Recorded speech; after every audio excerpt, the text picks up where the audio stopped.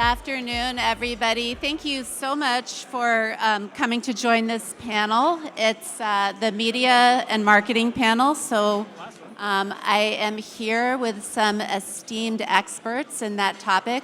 I'm Sarah McBride. I'm a reporter at Bloomberg News.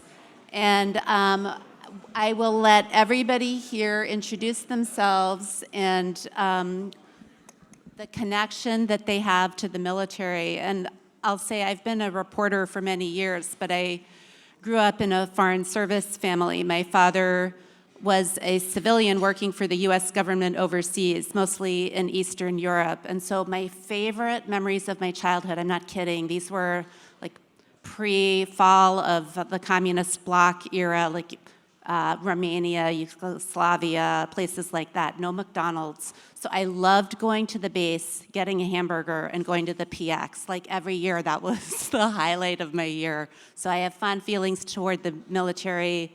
And more seriously, I really appreciate having been in some very dictatorial, authoritarian countries like that, the freedom that members of the military are fighting for our country. So thank you. And then I'll let Jim, why don't you go next? Yeah, so hey, I'm Jim Louderback. I've done a bunch of stuff in the media world, started a YouTube network and sold it, built a big event business called VidCon, which was all about online video and TikTok and things like that. And before that, as a programmer and math major, editor-in-chief, PC Magazine. I do not have a military background myself, but my grandfather was a general. He ran all of the National Guards, particularly in New Jersey. My uncle flew helicopters, medical helicopters in Vietnam. My other uncle was a colonel and did all kinds of stuff in Vietnam that he would never talk about. So yeah, lived in that, love it. My best recollections growing up, I love yours. Because my grandfather ran the National Guard and he lived in New Jersey right next to the National Guard headquarters, there was a tank there. We spent a lot of time crawling on that tank when I was young, and it was amazing. So love the military, love what you all have done and continue to do. So, and couldn't be happier to be here today. So. Hey, Ben Faw. I'm currently a co-founder and CEO of a company called Advon Commerce, and also on the side do some venture investing with Dynamism Capital. And my tie to the military, I did about 4.5 years of active duty in the Army, roughly 2007 to 2011. Hi, introducing myself again, Carina.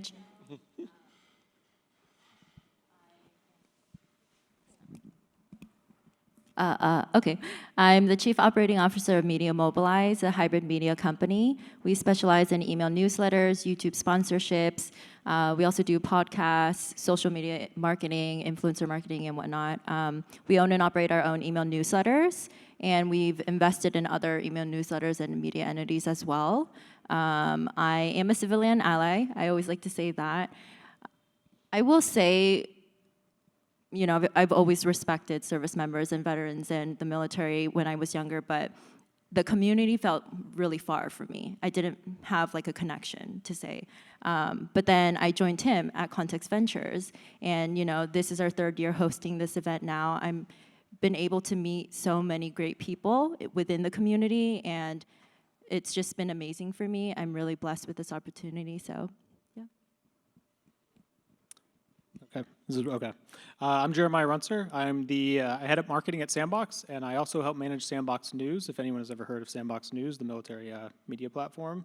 And I'm a 17-year Army veteran. I've spent my time across a bunch of different MOSs in the Army. I'm still actually currently serving in the Indiana National Guard right now. And I've really worked between public affairs in the Army. I've worked outside of the Army, from Toyota to startups, tech startups, other tech companies, just really managing marketing and media throughout all of that. Great, thank you. So we're going to chat up here. I am going to take questions after a little bit, so think about what you might want to ask. But Carina, I thought I'd start off with you. It's so important in any type of business to find the story in a business. How do you recommend to people that they go about doing that, finding the story in their business? Yeah, I mean, when I come across Media Mobilize, I have tons of brand partners, right? And I see all their ads, I see the ad copy that they're sending out, and I see their story on their websites and whatnot, but I think, you know, in order to have your branding and in order to really relate to this new generation, you know, I don't say this, but they refer to them as kind of woke, you know. I think, for example, let's say your company's organic, you're sustainable, you're ethically sourced. I don't think that sets you apart anymore. I think that is actually the minimum standard for companies these days, right? And so how do you differentiate yourself? It really is about your story, right? And your personal touch and how you can appeal to your target audience. Your story is not going to appeal to everyone, right? I think that's important to be said. You're not going to appeal to like a 60-year-old woman and then also a 12-year-old boy with whatever mission that you have, but your story will appeal to somebody at least. And if you're able to find your target audience and be able to market your story in a compelling way, then I think that is a really powerful skill set to have. Jim, what do you think? Is there a way that founders can perhaps draw on military backgrounds in a way that would be compelling in crafting a story about their brand or their product? Yeah, and I think when you think about it as a founder, the story starts with you, right? So your background, who you are, what you're doing now. 20 years ago, that was sort of kind of hidden. I mean, the CEO was always pre-prepared and always had their remarks and, you know, never went off the cuff. But today, the audiences and the customers that you want to buy into the vision of a company and the story, but because the CEO sets a lot of that story, they also want to buy into the leader. So being able to know not just the story and about what you're building and what that brand is, but how your story interacts with it and being open and approachable there, I think is also super important. So I don't know if you could say that the stories are the same, because in many cases they're not, but they're definitely woven together, and making sure that you're thinking about what's your story and your place and how it intersects with that. It helps not only with customers, but also with people who you might want to hire and come work for you. Ben, is there a way that a founder can put out their story without it sounding too hokey? Like, when is it too much? When are you just like, oh God, I don't want to hear anything else about this guy, you know, this like, or how do you know when it's just the right amount? Yeah, it's a great question. I mean, I think in my experience, when I'm talking to like net new partner, net new stakeholder, in my mind, it's a customer, it's an employee, it's you know, anyone that we touch. I think that first touch point, I always try to kind of give to Jim and Carina's point, like, why are we even doing this, right? And in my case, it's kind of a fortunate story because I'd co-founded a business called Best Reviews, and frankly, a lot of what we learned through the scaling and sale of that business is a lot of what birthed the ideas for the current businesses. And so I think people appreciate the like connection because it makes sense. They appreciate the honesty of it, and I think it also helps them understand why we might have some credibility, whether they're going to come work with us or be a customer. I don't necessarily push that over and over on our current employees that we have, you know, a weekly huddle that we happen to have this morning. What I do there, though, is like a tweak of it, which is like, what's the mission today, and what are the core focuses today, which, you know, that's a lot of what affects their day-to-day. And I think reiterating that, I do it every single week. Because I think one thing that, especially in earlier stage companies, so many things do shift around. Ecosystems, particularly media and marketing and digital, is pretty fast moving. And I think our team at least enjoys, there's one constant drumbeat, like our business is focused on these three things. And, you know, interwoven is like just providing a great experience for all of our customers. If we're doing that and kind of keeping that front and center, I think it generally is a good place to be. Jeremiah, what's the best way to get a story out there? It's so hard to break through all the noise on social media. Do you have any strategies that you recommend? Yeah, that's a good question. I guess the first thing I'd ask is, how many founders are there here? Can you raise your hand if you're a founder? Okay, and how many of you founders that had your hand raised are veteran founders? Okay, I sort of believe that that's not, I don't think that's table stakes anymore to say I'm a veteran and I'm a veteran-owned business. I think that's really important. But I actually think what's really cool about it is Sam Meek is our founder, our co-founder at Sandboxx. And he is such a charismatic, interesting guy. He sort of becomes the brand of what Sandboxx is just by meeting him. You kind of build a connection with him. And Dave Gerhardt, does anyone know who Dave Gerhardt is? Previous CMO of a company called Drift. he wrote a book called Founder Brand. And I think in early stages, that's one of the most impactful things you can do is just put yourself out there. For better or for worse, whether it's good or bad, be publicly available. Talk about the things that you're doing. Tell other people, tell friends, tell the media. Build an entire narrative around who you are, what your business is, and how that does, if it relates to the military, how that relates to the military. So what does that look like? Does that mean you should be on Twitter or X several times a day? Should you be posting on Instagram? Should you be trying to engage with people on LinkedIn? I think it's a lot of being on LinkedIn. I think maybe the bad answer is it's whatever works. If you have a video company, be on YouTube, be on video platforms, be on TikTok. If you have you do publishing, be on a written platform, kind of cross-channel, do that on TikTok. I mean, I pushed Alex Hollings, who's our editor-in-chief of Sandboxx News, really hard last year to get onto TikTok because the way I look at it with Alex is I've got a lot of questions and even pushback that Alex is really the face of Sandboxx News right now. But I think that's the way it should be. Although he's not the founder, I think it's really important that people love Alex. When Sandboxx News posts something, it's whatever, it's Sandboxx News. But when Alex posts something, thousands of comments on the content that Alex posts because people love who Alex is. So for him, it's YouTube. For somebody else, it might be LinkedIn. For somebody else, it might be TikTok. Sometimes it's X, formerly Twitter. It's whatever channel works, I think that's the best one. And find whatever's relevant to you. Carina, is there a time when it's too early to be out there? Suppose your idea is just an idea still. Is it too soon to get out there on TikTok, on social media? Should you wait until it's more formed? What's the timing? Well, I can speak specifically on social media since you mentioned that. I think it's important to understand who your audience is on social media, right? There's Instagram, there's TikTok that's blowing up. Henry Ward mentioned TikTok, he's on it, and he hasn't gotten any work done since he's been on it. But it's the younger generation that is primarily on that, right? There are, a variety of ages, but the people who are actually getting influenced by these ads, if you look at A/B testing and, the statistics, it is the younger generation. What does the younger generation look for?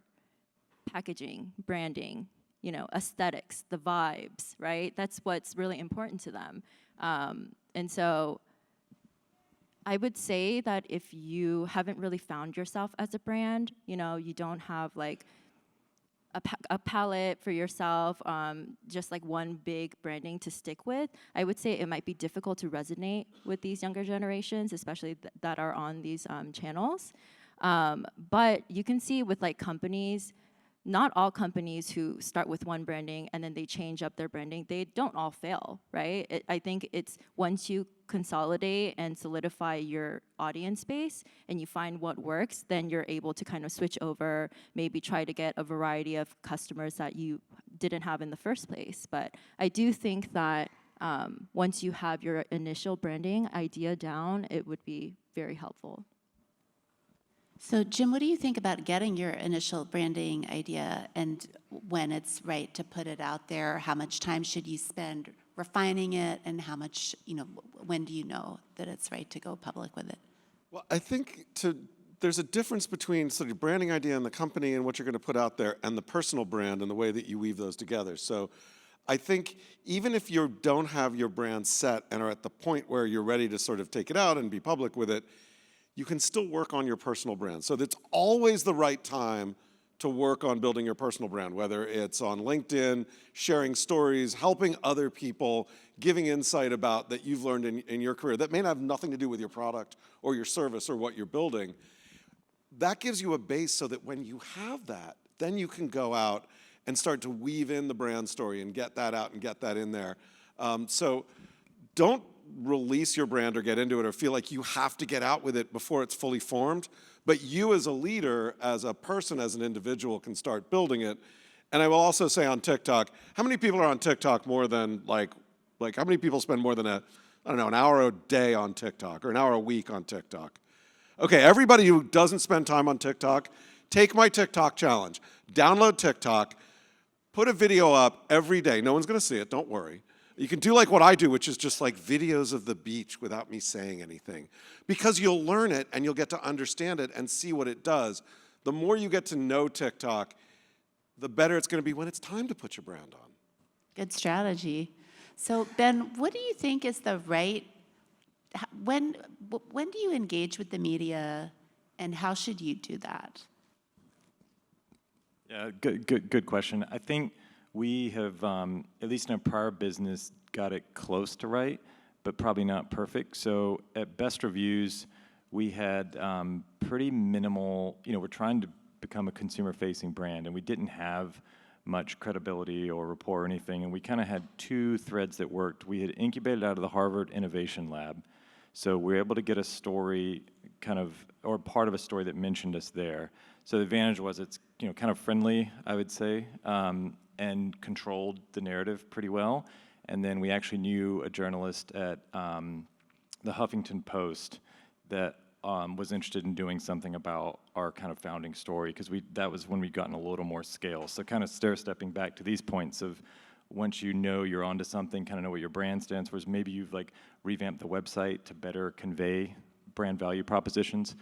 That story was probably about right. The two sides of the coin that I think a lot more about now is once you're out there in the media, to Jim's point, maybe a lot of people are going to watch this random TikTok that you put out with no followers, but I will assure you, if any amount of publication, you might even consider them third tier, covers your business, some competitor or possible competitor will read about it and suddenly like, oh, this business must be working because they've been written about and maybe we should start the same business. So I would load balance the moat.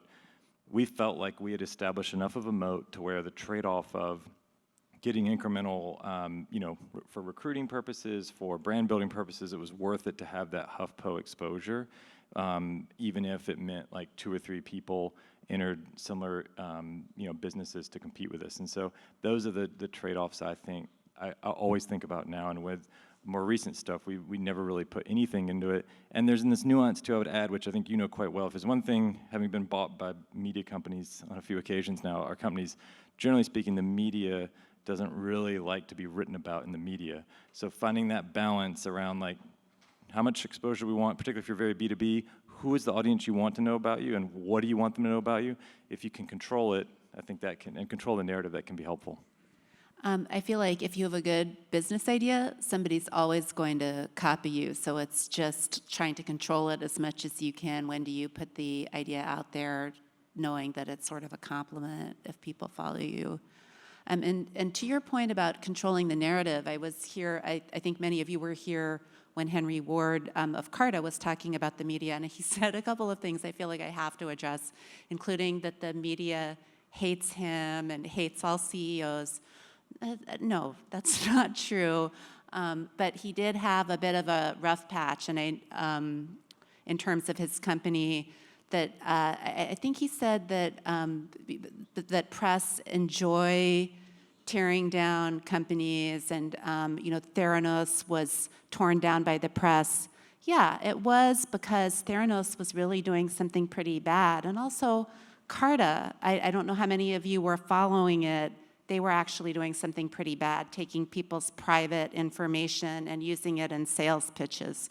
So it's not like we go in creating a false story. Because the person is doing something bad and you kind of get wind of it, then you go in and report it out. And I think the person who's at the heart of this can feel like everybody's piling on them.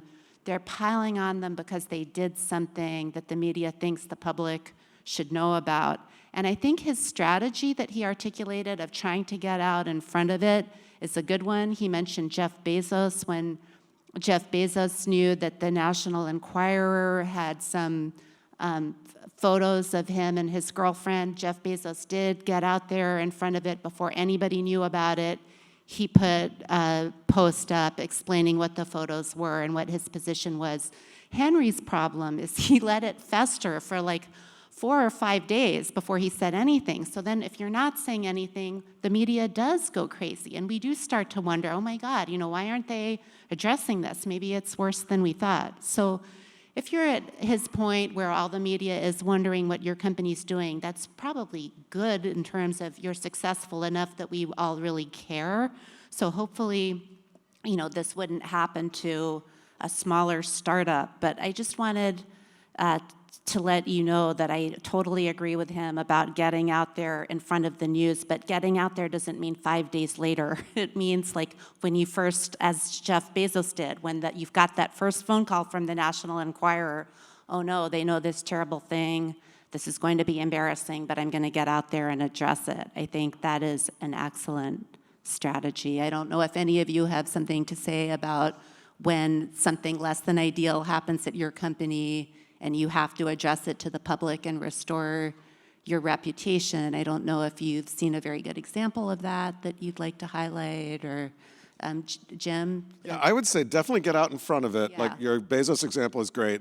I've run newsrooms. I've been a journalist, sort of, whatever. But I will say journalists don't hate you. Journalists want to just tell the story. And almost all of them believe in truth and believe in doing the right thing. But I also think that, you can develop relationships with journalists in advance that, you know what, they're still going to write the story, but if you have a relationship with it, they may give you the benefit of the doubt of wanting to let you know and talk to you about it, and they might cut you a little slack if you. So don't just jump into it and be like, oh my God, now I got to deal with these scary journalists. It's like, no, get to know them.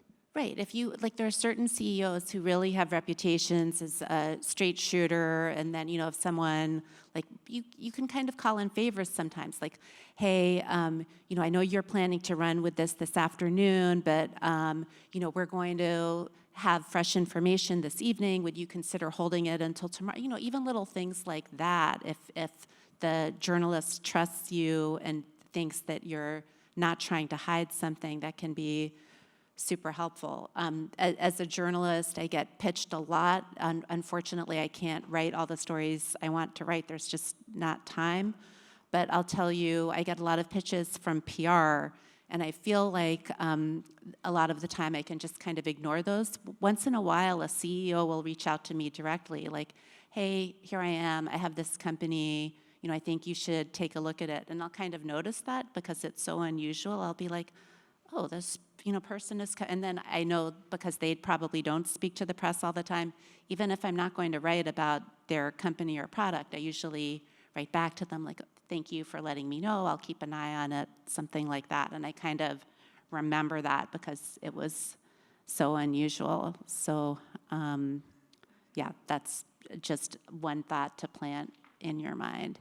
I have one more quick okay. thing. You just so then the we'll other take the other questions. thing is you're a little company, and there may be sort of junior reporters that are covering what you're doing. Develop those, just like journalists develop sources. You can develop journalists and start to get to know them and work with them, because they may grow up to work at the Wall Street Journal. Like Sahil Patel, who used to cover us when he was a very junior reporter, went to the Wall Street Journal, is not the information, and so that can be helpful too. Right, for sure.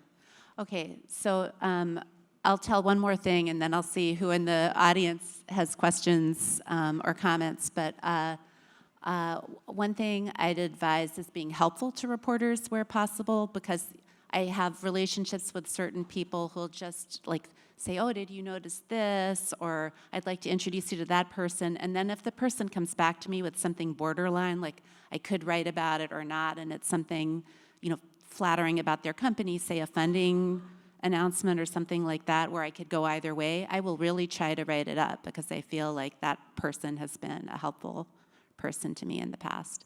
So does anyone in the audience have any questions for the panel? Oh, yep, right there. Okay.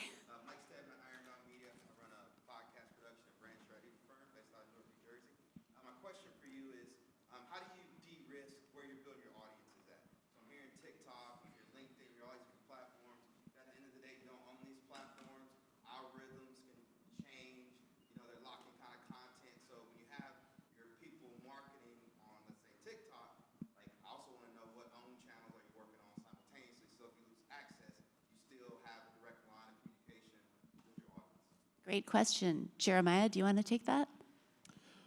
Yeah, that's a good question, because I think the honest answer is like make content that works for the algorithms on the platforms that you're building it for.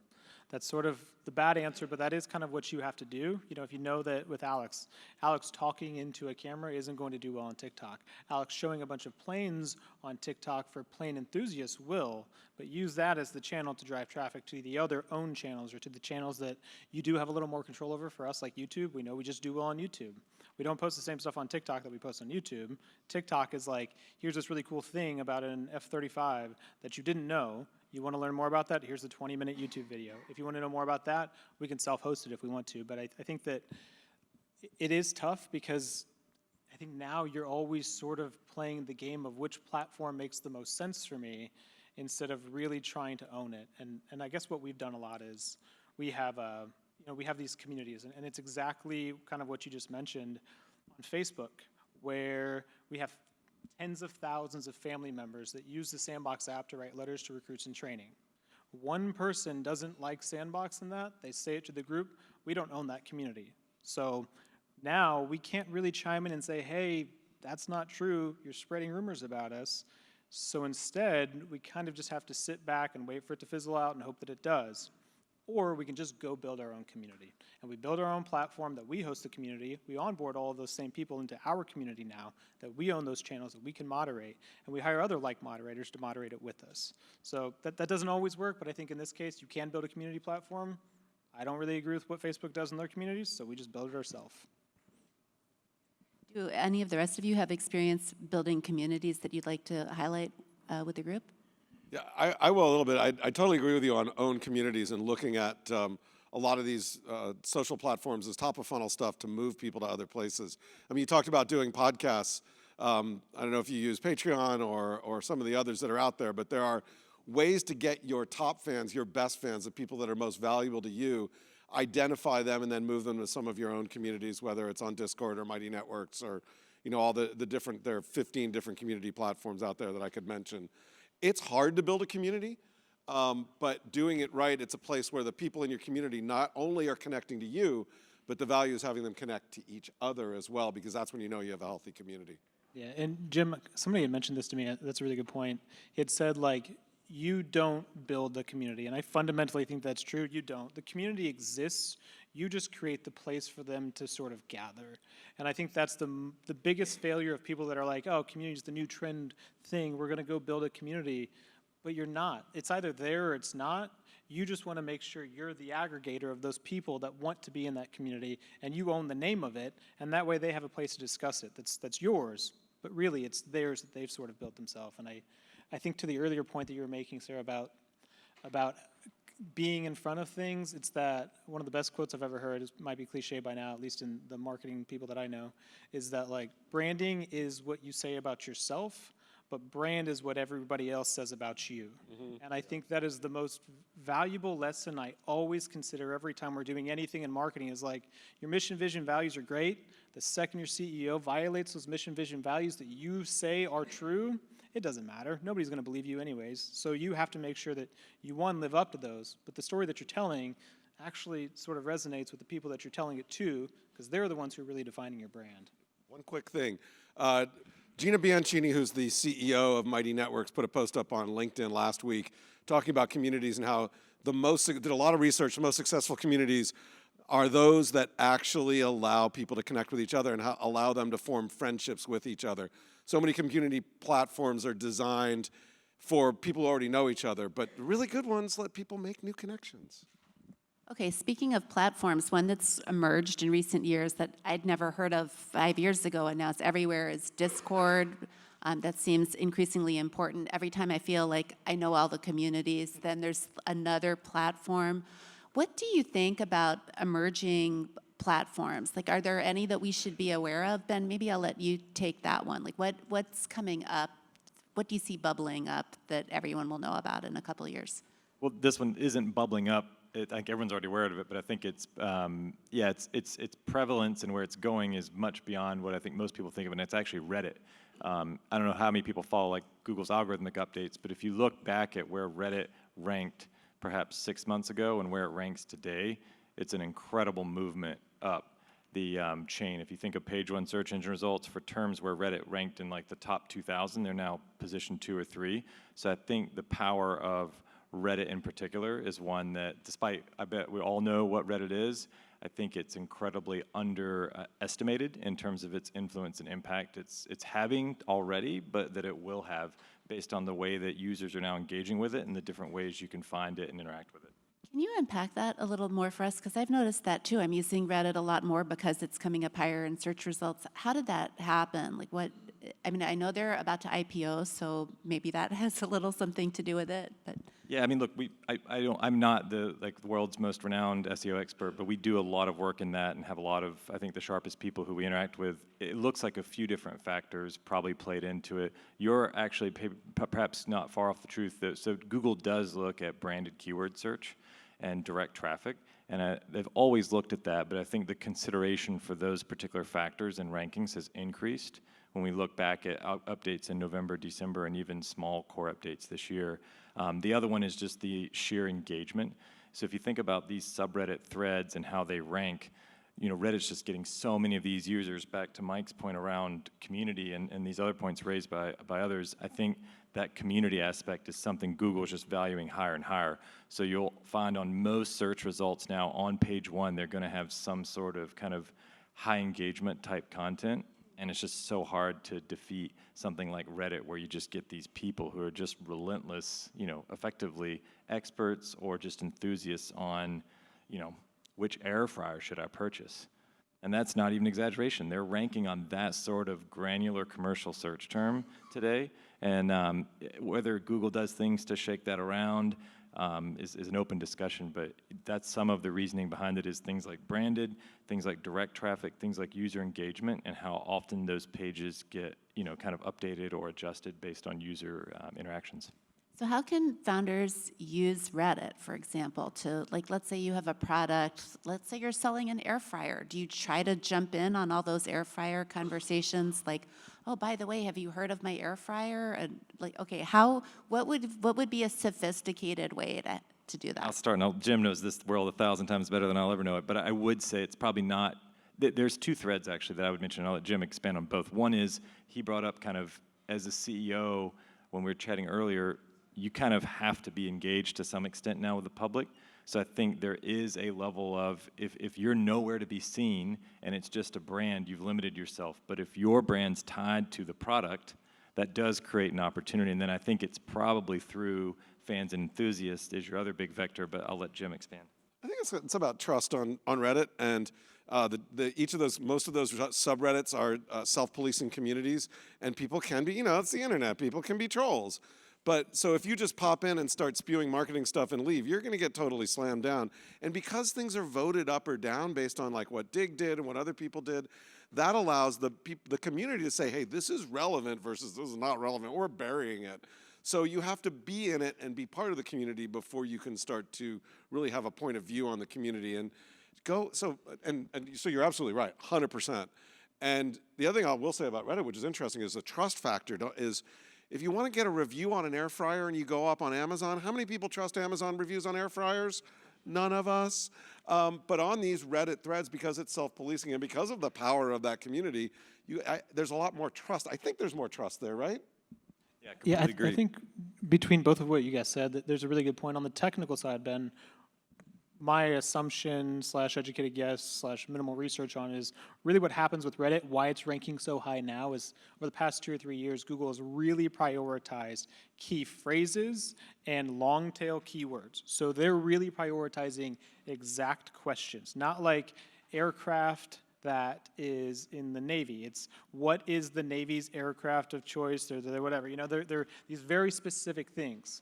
And Redditors answer those questions very, very specifically.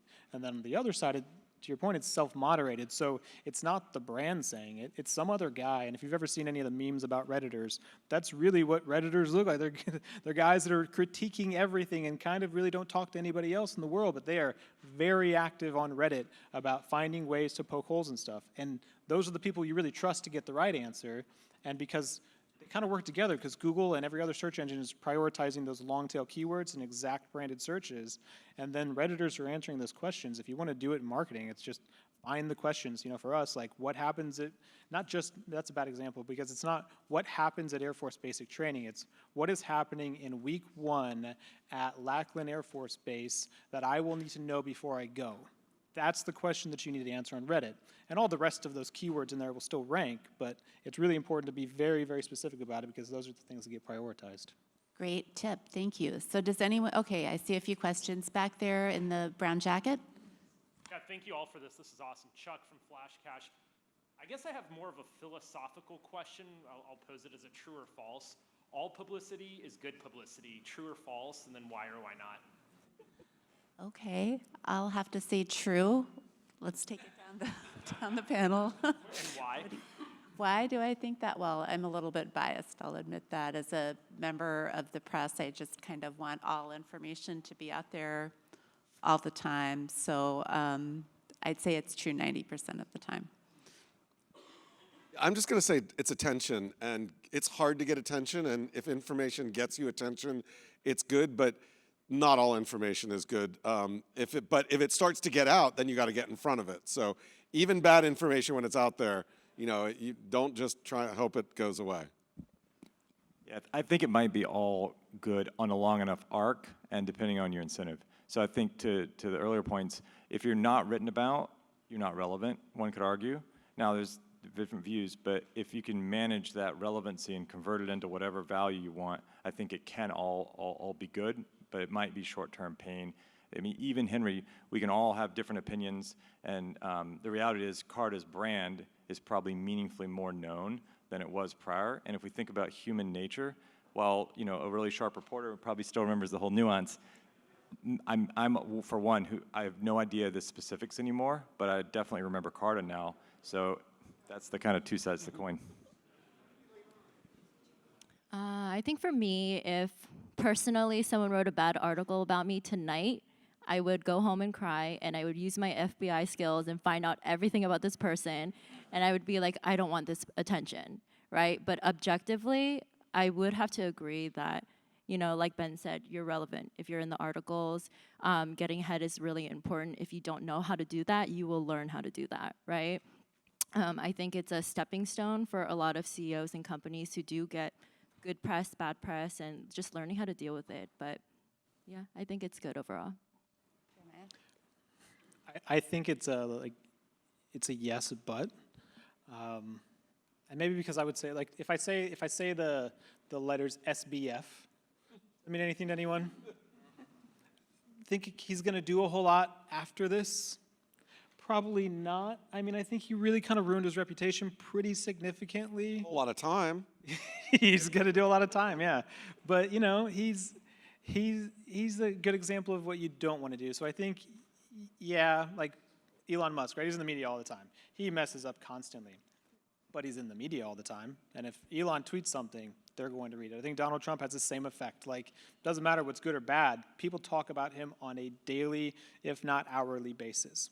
So as long as he doesn't mess up too bad in there, he's doing okay. You just can't have a history of just only doing bad things, or at least have a history of doing bad things in a short period of time, like SBF.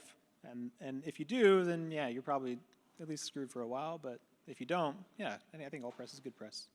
Thank you. Any other questions from the audience?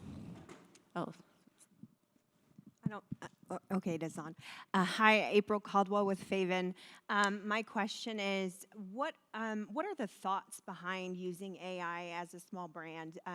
Obviously, we're all pretty limited in budget, and we don't have copywriters, at our fingertips. So, is it looked down upon? Are you guys using it yourselves in what you do, or how do you differentiate between? And can it learn your voice well enough to be, representation of your brand? okay. Anybody have some thoughts on the AI question? Okay. So I think it's being used by almost everyone to some extent or another. You're probably one of the rare exceptions. Just a few of the tier 1 publications that have so many guardrails are all human, whereas once you get down to even tier 2, tier 3, if you think about a freelance writer now, do you really think they're doing all the writing? They're just not. So I would think about 3 things, and I may or may not have been burned around this at times. How do you properly disclose? who's writing what, right? A large portion of the internet content from corporate side has no real authorship. So if you at least disclose somewhere in a clear manner that this content, was generated in combination with an LLM or a human editor or however it's packaged, I think that's an important disclaimer from not just consumer, but FTC, FCC, perhaps long term. I think if you're able to own quality control, I think that's an important consideration. And I think as long as you feel like that's something that connects with your brand and can work, I don't necessarily see, like, if you're following those sorts of frameworks, you'll probably be massively less at risk than if you're not following those sorts of frameworks. Anybody else have AI thoughts? I'll say I write a weekly newsletter on LinkedIn called Inside the Creator Economy, and I use AI to allow me to do things I couldn't do otherwise. I don't have enough money to pay an artist for a cover image for my newsletter, but I use Midjourney and now Dolly to do that. And it's really clear that, like, this is AI generated, but allows me to add in things that I think makes the experience better for my readers that way. I don't just take what it gives me. I tweak it and tweak it and tweak it. I was tweaking something about an hour ago for something I just wrote. But I also will use it to give me ideas, but also to do things like write headlines or write like hooks. A hook in LinkedIn, your first sentence, I'll say, I've written GPTs in ChatGPT where I say, I give it the first paragraph or I give it the story that I wrote, and it comes up with, I say, and it gives me 8 hooks. I've trained it for the types of things I like, and I don't just take those either. I sort of tweak them, but I use it to get me maybe 25% closer where I want to be, or to think of things I might not have thought of. I don't think anybody should just blindly let AI run amok, but you can use it as a creative way to help you do more in less time. So I think there are a lot of ways that particularly small companies can use it. But to your point, disclose, because we're going to see much more. It's going to happen where people are going to get called out, and we'll see what happened with, with Gizmodo and with a couple of other companies that have been caught out, and we're going to see more and more of that, and that's not going to be good. I'd actually urge any of you who haven't played around with AI yet to just try it. Just go to OpenAI and play around. Like, I can't use it in my professional work, but for this conference, for example, I put in there, what should I ask a bunch of panelists on a media marketing panel where there will be a lot of veteran founders in the audience, and it spat out a list of like many of these. That's cool. Right. So a lot of the questions weren't great, right? I looked at them and I was like, not that one. This, and then you can kind of tweak it. Well, that's a lot easier. It probably took me a lot less time than coming up with all the questions from scratch. It's kind of a shortcut. And I can imagine if you're like, I need to write another post about my product, what should I say?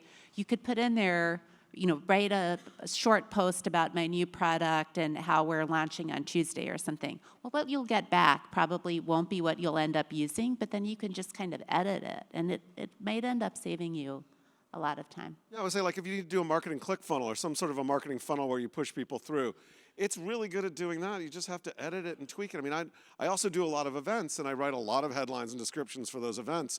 I've actually built a GPT where I've shoved in like 4 years of headlines and session descriptions that I've done along with others that I like, and it ingested it and said, okay, now here's a session on how to use AI for creators, and write me 10 headlines and descriptions, and it helps so much with my creativity.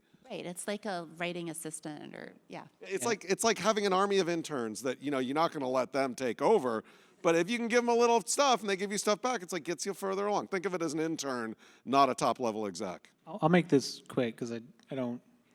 There's been a lot we talked about with content, but I would think about too, I'm not an engineer, and we use WordPress, and I don't know who else uses WordPress or another CMS, it really doesn't matter. But I needed to add a notes field in a column for WordPress, and I could hire somebody to do that, or I could find an engineer and ask them to spend their time, or I could just ask ChatGPT to write the script that I need to inject into the theme file to do that, and it's done in like 2 minutes. Now, it doesn't work perfectly all the time because it's like 80% accurate, so you got to be able to kind of pick through what's going to break your website or not. But I mean, there's plenty of use cases for it that are outside of writing content. Totally agree, absolutely, yeah. So one thing I was curious about is how, if you are a vet and you have a product where you're kind of tapping military values, how do you walk the line between making it appeal to everybody you need it to appeal to? Is there anything that you'd have to keep in mind when trying to grow to a broad audience? Carina, Do you have any thoughts on that? I mean, I think Ben or Jeremiah will probably be Okay. best to answer this question. Okay, I'll do it. Yeah, so here's the way I think about it. I'm not trying to fill this whole thing with anecdotes and like quotes, but the best way I would consider this is like impressions. No matter how much an impression always costs, you never have to pay to speak to your audience directly. So I think it's really important that, I don't know, like as you look at like, I don't know, can you ask that again? But I want to make sure I'm following this correct because I don't want to answer it wrong. Yeah, I just want to make sure that you can kind of highlight the best of your military background without alienating, some people who might not have positive feelings toward the military. Yeah, I think that like it's hard for me because we work so directly with the military community that our product directly impacts the military and it directly impacts other people outside of the military. So growing that beyond it, I mean, we're really kind of making sure that our military values resonate with what we're doing, and one of our values are like do good by doing good. So we want to do good by doing good. So how do we do that in a way that is impactful to the news side of the business where we have media, or to the other side of the business where, we have a letters platform? And I think that is, I don't think there's like a straightforward answer to it because I don't think that we can, I don't know, I think it's just dependent, like if you have a business that's not communicating to the military, that's a little bit different. Right. A little bit of one. So we did, the company unfortunately failed, but we had a sock brand that we were working on, and it was actually born out of like experience from a number of different military people who on the side also were long distance, like ultra marathoners. And we still have a lot of the inventory of socks, so if someone really wants some high-end socks, let me know, I can sell those. But the takeaway I think for us with that was there are certain product lines, and I don't know if everyone's company's here, where the veteran and military influence is actually the opposite of alienating. It's kind of a pro. And so we didn't succeed with this business for a number of different reasons, but I think that if we had succeeded, one of the ingredients would have been, wait, these like military guys who are also these ultra marathoners really probably do care about their gear, and if the sock is good enough for them and they've picked it out and custom built it, it's probably good enough for me going on my 2-mile run once a week. So there is a thread there where the credibility is the opposite of alienating. It's actually a rapport builder. And when that fits, I think if TRX is a brand that's succeeded with fitness equipment born out of experience from Navy SEALs, I think those are really awesome use cases for where it can kind of thread the needle. Yeah, great. Perfect example. Anybody else with questions in the audience?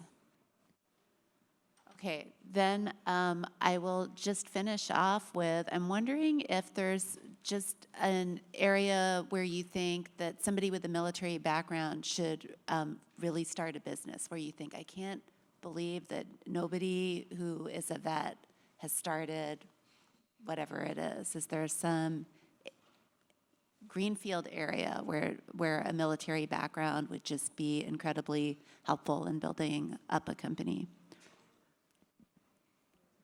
Okay, Jeremiah. Do we get paid for this, or?